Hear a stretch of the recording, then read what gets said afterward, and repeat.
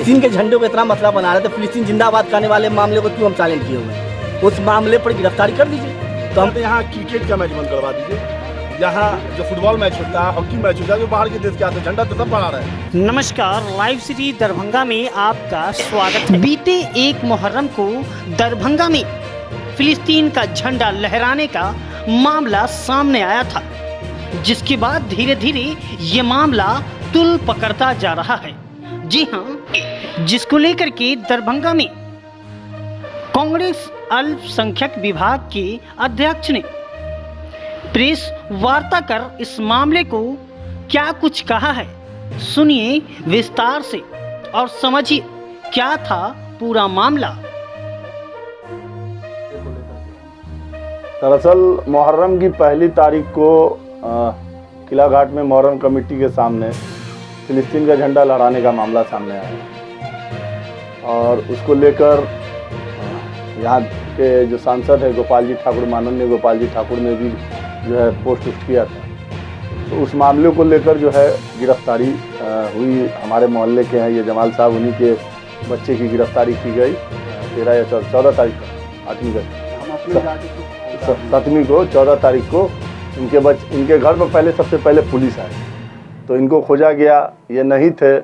उसके बाद जो है मेरे पास ये आए, इनको मतलब टेम्पू चला रहे थे, इनके घर से खबर गया तो ये आए मेरे पास टेम्पू चलाने के बाद। इन्होंने मुझसे कहा कि ऐसे ऐसे थाना पर हमको बुलाया गया। तो हम बोले क्या मामला है? तो कैसे मामला समझ नहीं। हमको एक काम करो, थाना पर अगर बुलाया है, 2 बार तुम्हारे आ चुका है, घर का फोटो भी खींच के ले गया था, तो हम कहे एक काम करो कि अपने भतीजा को लेके जाओ, अकेले मत जाना। तो हमने इसके भतीजा को साथ में भेजा, तो ये थाना पर गए तो वहाँ इनका मामला खुल कर आया कि फिलिस्तीन का झंडा जो है इनका बेटा लहरा रहा था। ठीक है, तो भाई वहाँ पर इनको बोला गया कि बेटा को प्रेजेंट करो, बेटा था नहीं। उसके बाद इन्होंने अपने बेटा को वहाँ बुलवाया।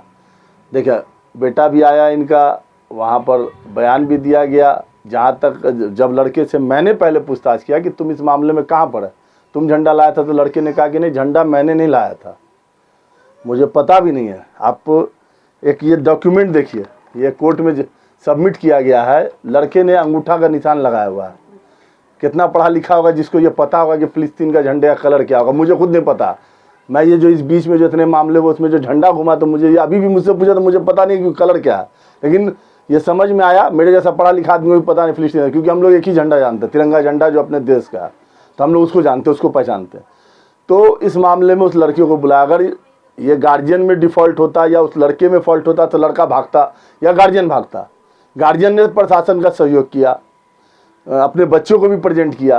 फिर उसके बाद जो है डीएसपी साहब आए, थाना प्रभारी से मेरी बात हुई, थाने पर मैं मौजूद हूँ, उस दिन से आज तक मौजूद हूँ इन लोगों के साथ। तो वहाँ पर प्रभारी महोदय ने भी इस बात को माना और डीएसपी साहब ने मेरे सामने इस बात को माना कि नहीं, लड़के की इसमें कोई गलती नहीं, लड़का झंडा नहीं लाया है, लड़का का झंडा किसी और ने पकड़ा। लेकिन हम इसका मोबाइल मंगा लेते हैं, मोबाइल में हम चाहते हैं कि डिटेल देखना, क्योंकि ये झंडा जो है या तो ये बनवाया जा सकता है सिला के, या ये फिर झंडा ऑनलाइन आ सकता है, क्योंकि ये झंडा अवेलेबल नहीं हो सकता मार्केट में। तो फिर मोबाइल मंगाया गया। लेकिन उसके बाद जब ये बात जब लोगों ने कबूला, मतलब जो प्रशासन कह रही है कि नहीं आप आ गए मेरे बुलाने पर, आपने अपने बच्चे को प्रेजेंट कर दिया, तो फिर इस लड़के को जेल के अंदर भेजने का क्या कारण था? और अगर मान लीजिए फिलिस्तीन झंडे का मामला इतना बड़ा था, तो मुझे एक सवाल का जवाब चाहिए बहुत अच्छे से, कि देश के सबसे बड़े संसद में, सदन में खड़ा होकर कोई आदमी इस देश का, जिसका नाम ओवैसी का आप सभी लोग जानते हैं, वो फिलिस्तीन जिंदाबाद की नारा दिया, वहाँ प्रधानमंत्री मौजूद, वहाँ गृह मंत्री मौजूद, वहाँ रक्षा मंत्री मौजूद, उस पर कौन कार्रवाई हुई? ये मतलब कानून का 2 पैमाना क्यों चल रहा है? दूसरी चीज़, अगर फिलिस्तीन झंडे का या किसी भी देश के झंडे का ये मामला अगर था, तो इसका मॉक ड्रिल क्यों नहीं हुआ? कि जैसे किसी को अगर आर्म्स बंदूक अगर है, ये लाइसेंस वाला ही रख सकता है, गैर लाइसेंसी बंदूक रखेगा तो उसकी सजा की, ये डर अगर लोगों को बता दिया गया होता तो इस तरह के मामले नहीं होते। और अगर इतनी फिलिस्तीन के झंडे के मामले, तो फिलिस्तीन की एम्बेसी क्यों नहीं इंडिया में बंद की जा रही है? उस दूतावास को बंद कर दिया, वहाँ भी फिलिस्तीन का झंडा लहरा रहा है।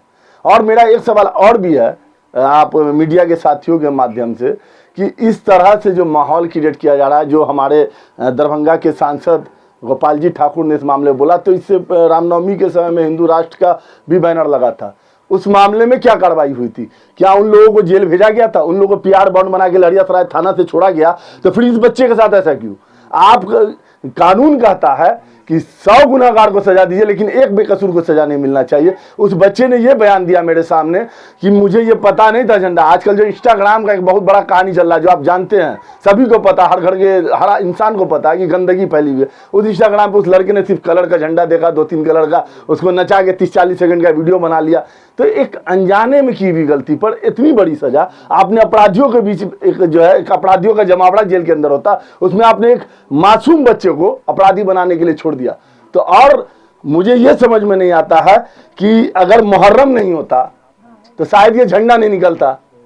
तो आपको ये पहले तो ये जानना होगा कि वो झंडा कहां फहराया गया, सीधा सीधी मुहर्रम कमेटी के दफ्तर के सामने। तो मुहर्रम कमेटी पर कार्रवाई क्यों नहीं हुई? इस मामले पे मुहर्रम कमेटी पर भी तो कार्रवाई होनी चाहिए। ये परिवार मुहर्रम कमेटी के जो ओहदेदारान हैं, जो पदधारी हैं, उनसे बात किया, रिक्वेस्ट किया कि हम गरीब आदमी हैं, हमको मदद की। क्यों उन लोगों ने किनारा कसी किया? फिलिस्तीन झंडे का मामला क्या है? क्या ऐसा कोई कानून है कि आप इस देश में, क्यों इतने जो ओलंपिक के खेल होते हैं या इस देश में आके जो क्रिकेट खेलने के लिए लोग मैच होते हैं, हर देश का झंडा लहराने के लिए लोग आता है, तो क्या उसमें आप गिरफ्तार करते हैं सबको? ये कहाँ का नियम है? तो ये चीज। और फिलिस्तीन का झंडा क्यों निकला, इस पर भी बात होनी चाहिए। फिलिस्तीन का झंडा आज आपको कई जगह, नवादा में, गिरिडीह में, कई जगह, कई हिस्सों में मुहर्रम के टाइम निकला। सिर्फ उसका पीछे का मकसद थोड़ा जानना, मंशा क्या था। लोग इसलिए निकाल ले कि फिलिस्तीन में आज हजारों बच्चे मारे जा रहे हैं, हजारों लोगों का कत्ल हो रहा है, बम्बारिंग हो रहा है। उसके लिए सिर्फ ये कि यहाँ भी लोग चाहते हैं कि फिलिस्तीन में लड़ाइयाँ बंद हो। लेकिन इसको इतना बड़ा इशू आप बना रहे हैं कि एक बच्चे के भविष्य के साथ खिलवाड़ कर दिया। आज बताइए कि बच्चा क्या हुआ, एक दागी आपने उस बच्चे को पूरे समाज के सामने खड़ा कर दिया कि ये दायित्व इसका कौन लेगा? उस बच्चे के आपने जो चरित्र को खराब करने का काम किया, इतनी बड़ी गलती है।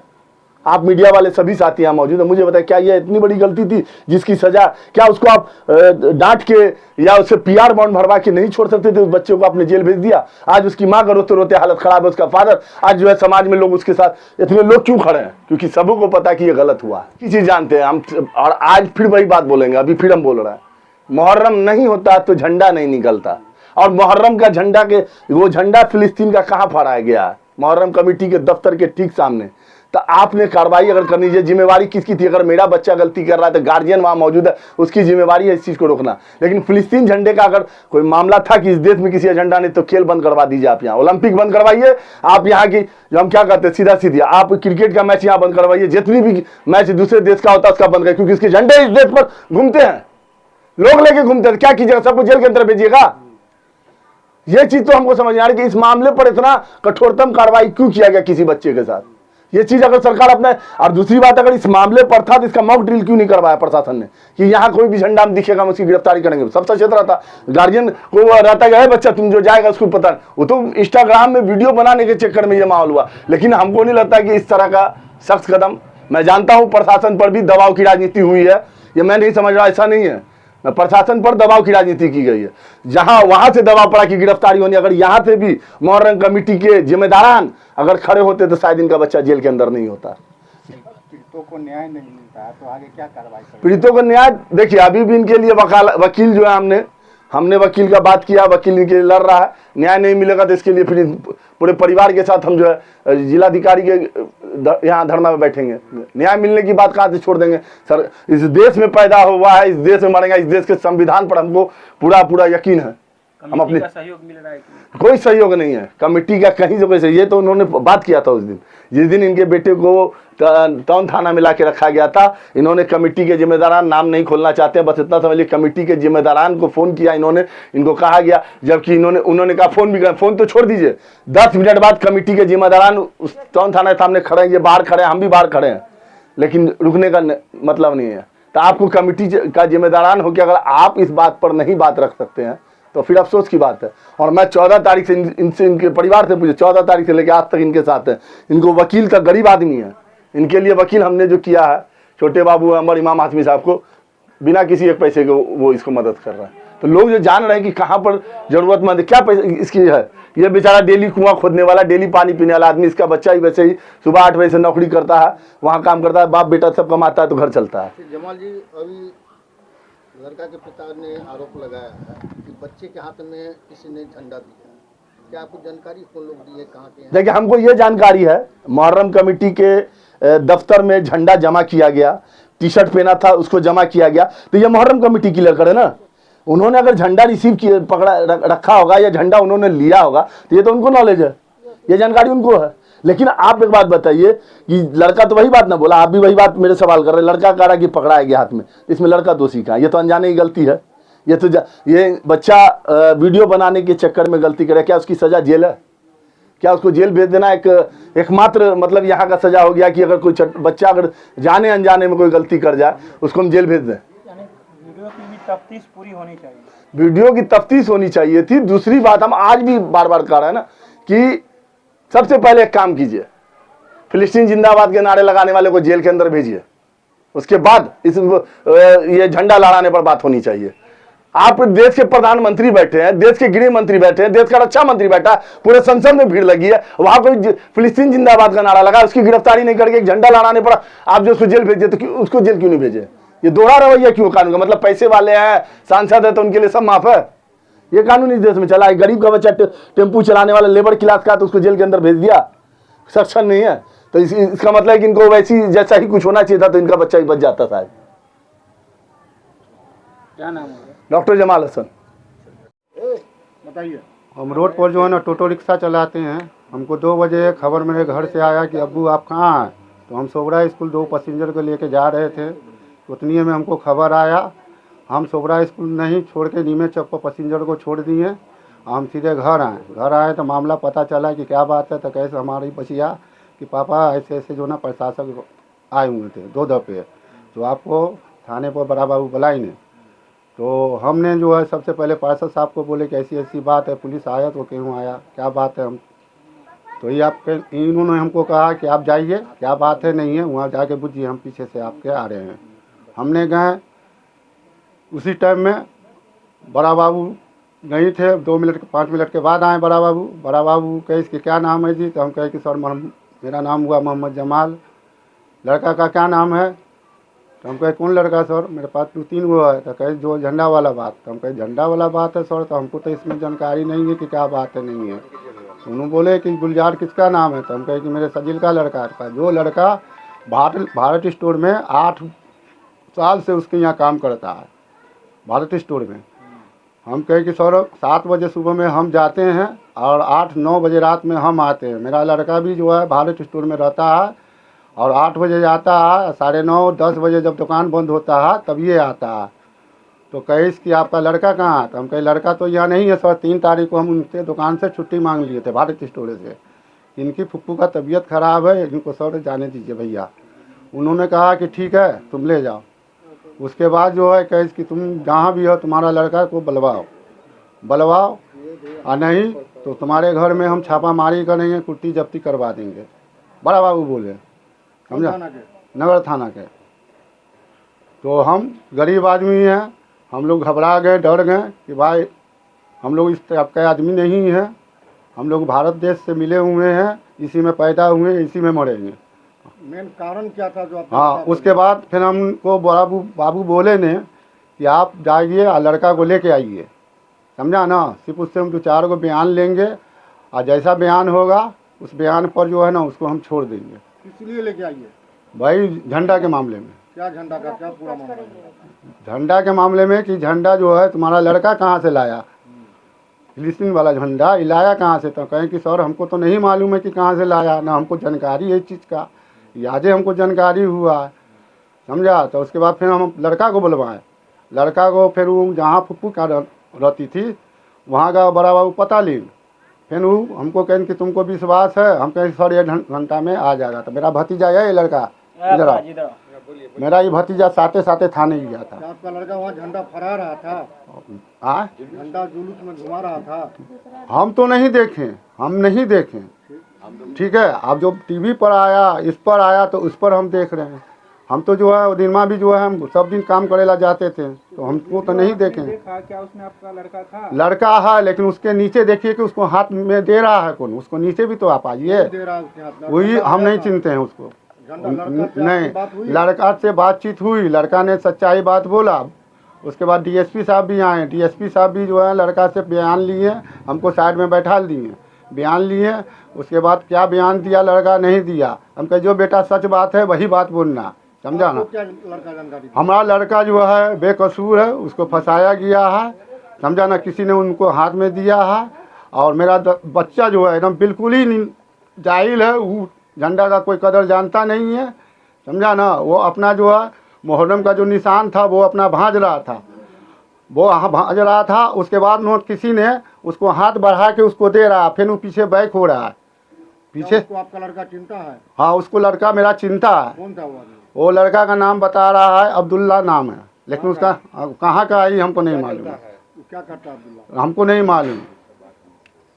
कब की घटना है, कब प्रशासन अच्छा, आप अपने बच्चे को जो हाजिर कराए थाना में, उसके बाद क्या कुछ हुआ? उसके बाद जो है बोले हमको कि तुम जाओ, हमको भी कस्टडी कर रहे थे बड़ा बाबू कि जो है तुम रात भर रह जाओ, तुम्हारा बच्चा काफ़ी घबराना हुआ है। फिर मेरा लड़का कहे कि अब्बू को जाने दीजिए सर, सो मेरी अम्मी का बहुत दिल की कमज़ोर है, सेहत उसका सही नहीं रहता है।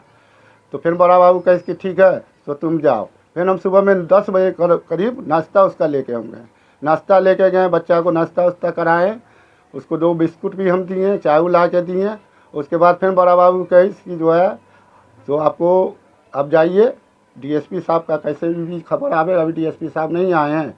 और डीएसपी साहब से भी बातचीत हुई थी महोदय से कि जो है लड़का अगर बेकसूर है तो उसको हम शाम तक में रिहा कर देंगे। आगे आप क्या चाहते हैं? आगे क्या कर चाहते हैं कि बच्चा का जो है हमारे जो है सब आदमी है यहाँ पर, बच्चा मेरा बेकसूर है, उसको रिहाई चाहिए। बच्चा आपका भी है कहाँ? बच्चा भी जो है जेल में, लहरियासराय जेल में। कितनी तारीख को जेल भेजा है? आप यहाँ से गया है 13 तारीख, 15 तारीख को जेल में गया, थाने में दर्ज हुआ है वो 13 तारीख को। कितना उम्र है आपके बच्चे का? हमारे उम्र से वैसे तो समझिए कि 22 है आधार कार्ड के हिसाब से, लेकिन अभी साढ़े 19 चल रहा है उसका। उसका पूरा नाम क्या है? मोहम्मद गुलजारे नाम है उसका। झंडा फहराने वाला किस तारीख का मामला है? ये मामला 1 तारीख का, पहली मिट्टी के दिन। कहाँ पे हाँ, कराया गया था? ये किला घाट चौराहा ऑफिस के द्वारा अभी तक क्या सहयोग मिला? अभी कोई सहयोग नहीं मिला, जबकि जो है मुहर्रम कमेटी को अभी फ़ोन करके हम बुलवाए थे कि भैया आपके तरफ से कुछ अगर मदद मिलता है तो आप कर दीजिए, गरीब का बच्चा, आपके मोहल्ले का भी बच्चा है, फंस रहा है, तो आप कुछ मदद कर दिए। तो कहीं ठीक है, तो हम फ़ोन कर से जो है ना हमसे जहाँ तक होगा हम मदद करेंगे, लेकिन ऐसा कोई बात। बच्चा को हाजिर करने में मुहर्रम कमेटी भी आप पर दबाव बनाई थी क्या? जी नहीं, वो हमको जो है हम पहले ले गए थे मुहर्रम कमेटी में बच्चा को, तो वहाँ जो है ऐसा कोई बात नहीं बोला। इन्होंने बुलाए हमको कि जाओ आओ पहले मुहर्रम कमेटी में, वहाँ क्या होगा नहीं होगा। तो वहाँ भी हम देखे कि हम चुपचाप बाप बेटा और 2-4 लोग भी मेरे साथ गए थे, लेकिन ऐसा कोई बात नहीं बोला, सीधे हम लोग थाने लेके चले गए। अपना परिचय दीजिए पूरा। हम अपना, मेरा नाम हुआ मोहम्मद जमाल, घर लालबाग जिठियाई। के साथ वही मामला हुआ। 13 तारीख को आया पुलिस, आया मेरे घर पर। हम नहीं थे ना, मेरा आदमी था। हम आ गए थे बगल में कोई काम से। मेरी लड़की थी, 2 लड़की आई, एक मेरी बहू थी। पुलिस आया, एक मरते आके वापस हो गया। और दूसरा बार में पुलिस इनका नाम, उनके अब्बू का नाम बता दी। तो हम लोग समझ गए कि जब नाम बता दिया गया है तो हम लोग सामने आ जाते हैं। तो हमारी लड़की से पूछा गया, हम तो थे नहीं, हमारे लड़की से पूछा कि अब छोटी सो आपके पापा कहाँ हैं। तो मेरी लड़की कही कि सो मेरे पापा नहीं है, टोटो रिक्शा चला रहे हैं, सो टोटो रिक्शा चलाने के लिए गए हुए हैं, तो तुम अपने पापा का नंबर दो, हम कुछ नहीं कहेंगे। तो मेरी लड़की कही इसकी नहीं, हमारे पापा मोबाइल नहीं रखते हैं, हमारे पास में नंबर नहीं है। तब फिर सिमी बाबू गए थे, सिमी बाबू गए, अब क्या हुआ बीच में, फिर जैसे बुलाए वहाँ थाना पर, हमारा बच्चा नहीं था, घर में नहीं था। फिर उसको बच्चा को भी बुलाया गया। जैसे हम लोग को जैसे जैसे एसपी साहब कहीं, हम लोग झूठे नहीं थे, हम लोग अपने सच्चाई पर थे कि हम लोग इस देश के लिए यहाँ पर पैदा हुए, इस देश में मर जाएंगे। झूठ बोल के हम लोग को होगा क्या? क्या आरोप लगा था आपके बच्चे को? वही आरोप लगा कि बच्चा है कहाँ, तो बच्चा को ला के दिए। आरोप वही झंडा में लगा, बच्चा को ला के दिए। हमारा बेटा था, उसी को भेजा गया, तो लेके आया बच्चा को। हम लोग को कहा एसपी साहब कि आपका बच्चा वापस हो जाएगा, हम लोग धरपकड़ नहीं करेंगे। रात भर कस्टडी में बच्चा को रखा गया। सुबह में गए, उनके पापा गए तो देखें कि कहीं की नहीं है, मुंशी जी कहीं की नहीं है बच्चा यहाँ पर। 7 बजे की बात है। 7 बजे की बात है, तो मुंशी जी कहीं की नहीं है। तो ये पूछे कि कहाँ गए हैं बच्चा, तो कहीं कि एसपी साहब आएंगे तो पता चलेगा। तो फिर हम लोग 10 बजे सब आदमी गए, 3 आदमी से गए थे लेडीज़ में, ऊपर में भेजे तो देखे थे कि बच्चा रो रहा है, आँख में आंसू भरा हुआ है, बच्चा को रो रहा है। हम कहें कि बेटा कुछ नहीं होगा, उसको खिलाएं तो कहीं सिपाही सब बोला कि ठीक है पहले आप लोग खा लीजिए तो बच्चा खाएगा। हम लोग पूछिए बच्चा से, एक उंगली हाथ नहीं लगाए, सब आपका बच्चा निर्दोष है। तो हम बोले उनको कि सिपाही साहब सो बच्चा मेरा कब छूट जाएगा, आज छूट जाएगा ना, तो बोली कि हाँ छूट जाएगा आज। हम लोग वहाँ से आ गए और उनके बाद शाम में पता 4 बजे चला कि बच्चा मेरा जेल जा रहा है। अपना नाम बताइए। जहारा खातून। लड़का कौन आपका लड़का है? जी मेरा लड़का है। कैमा लड़का है? कितना नंबर है? ये दूसरा है। बड़ा लड़का है? दूसरा लड़का है। नाम क्या है? नाम मोहम्मद गुलजार है। उम्र वही 19 साल है, लेकिन आधार कार्ड से 22 साल हो गया। शादीशुदा है? नहीं शादीशुदा नहीं, अभी तो नाबालिग है। इससे पहले भी किसी तरह का कोई जेल नहीं, कभी कोई ऐसा चीज नहीं हुआ, बच्चा को किसी से मतलब नहीं है। भारत स्टोर में भी जाके आप जो है इस चीज का जो है ना, भारत स्टोर में आप जाके पता लगा, अभी तो केवल मिलवे की